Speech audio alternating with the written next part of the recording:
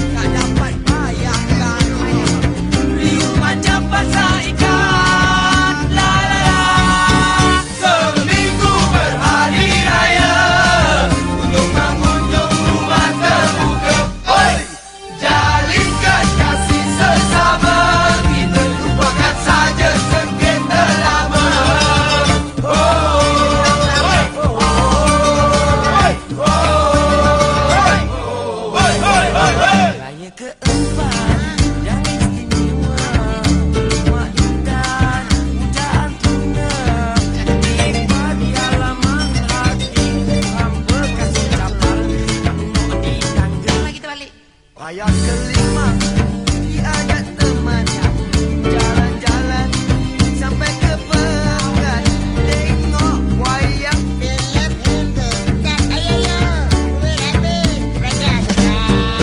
raya ke-6 masuk kedua. Ahai harapan duit raya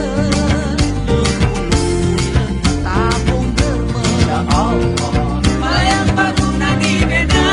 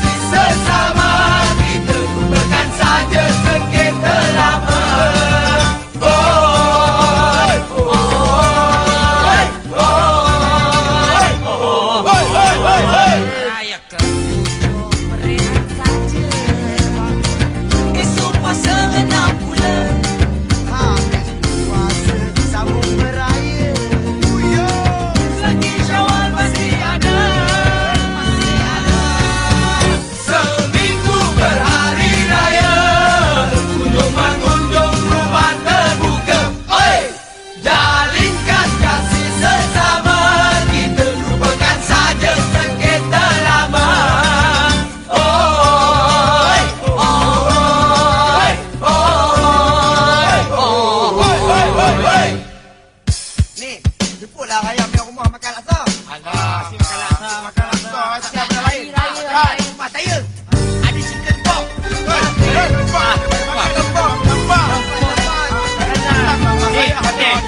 Rumah saya kuih macamnya kuih aja. Kuih tiaw.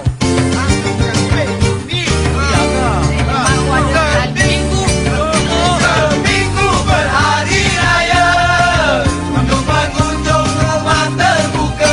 Oi, jalinkan kasih sesama, kita lupakan saja sengketa lama.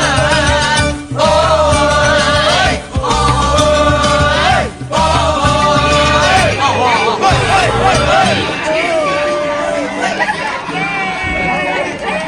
Jumpa lagi. Ya. Tuan-tuan.